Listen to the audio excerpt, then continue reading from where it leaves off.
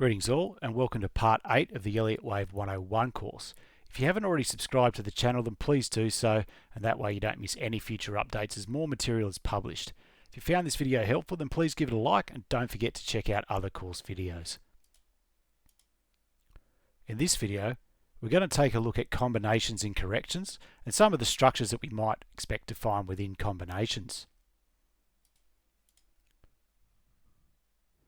So from the Elliott wave principle, Elliott called a sideways combination of two corrective patterns a double 3 and three patterns a triple 3. While a single 3 is any zigzag or flat, a triangle is an allowable final component of such combinations and in this context is called a 3. A combination is composed of simpler types of corrections, including zigzags, flats and triangles.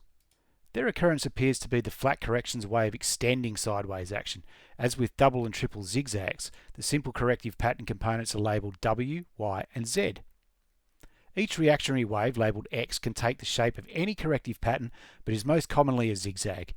As with multiple zigzags, three patterns appear to be the limit, and even those are rare compared to the more common double 3. The component patterns more commonly alternate in form. For example, a flat followed by a triangle is a more typical type of double 3. A flat followed by a zigzag is another example. For the most part, a combination is horizontal in character. Elliott indicated that the entire formation could slant against the larger trend, although we have never found this to be the case. One reason is that there never appears to be more than one zigzag in a combination. Neither is there more than one triangle. Recall that triangles occurring alone precede the final movement of a larger trend.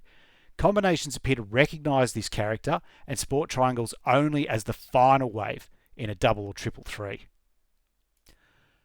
Although different in that their angle of trend is sharper than the sideways trend of combinations, double and triple zigzags can be characterised as non-horizontal combinations. But double and triple 3s are different from double and triple zigzags, not only in their angle but in their goal. In a double or triple zigzag, the first zigzag is rarely large enough to constitute an adequate price correction of the preceding wave. The doubling or tripling of the initial form is usually necessary to create an adequately sized price retracement. In a combination, however, the first simple pattern often constitutes an adequate price correction.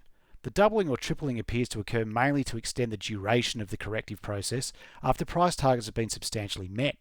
Sometimes additional time is needed to reach a channel line or achieve a stronger kinship with the other correction in an impulse. As the consolidation continues, the attendant psychology and fundamentals extend their trends accordingly. A few rules here. Combinations comprise two or three corrective patterns separated by one or two corrective patterns in the opposite direction, which are labelled X. The first corrective pattern is labelled W, the second Y, and the third, if there is one, Z. A zigzag combination comprises two or three zigzags, in which case it's called a double or triple zigzag. A double 3 flat combination comprises, in order, a zigzag and a flat and a zigzag, a flat, a zigzag and a triangle, or a flat and a triangle.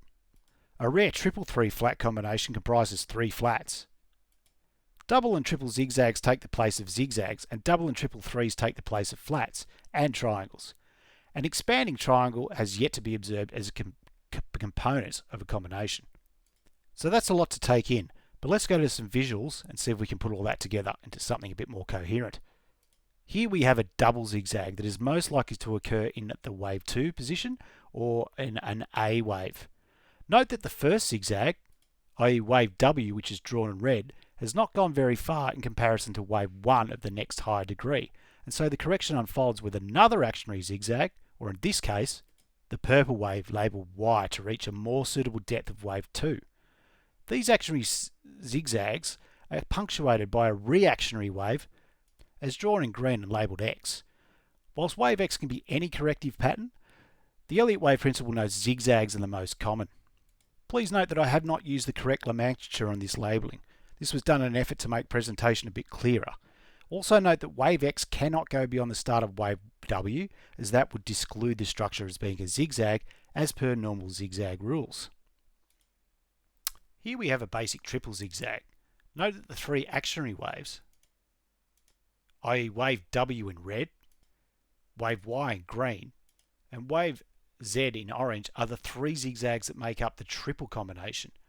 The reactionary waves, i.e. wave X in purple, and the second wave X in blue while shown here as zigzags, could be any corrective structure, except of course triangles.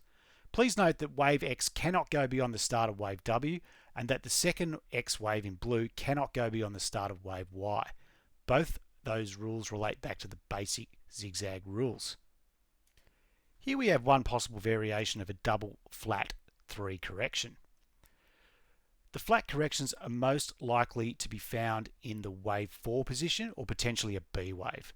One important thing to note here is that we would expect the two actionary waves, i.e. wave W in red and wave Y in green, to alternate in form, as is shown here where one is a zigzag and one is a flat. Once again, the reactionary wave drawn in purple is shown here as a zigzag, but it could also be a flat. Here's another possible variation on a double flat correction. And finally, here is a variation that has the last actionary wave as a triangle. Note in all of these examples, we can only have one zigzag as an actionary wave. The reason for that is that if we had two actionary zigzag waves, we wouldn't have a flat correction, we'd be looking at a double zigzag.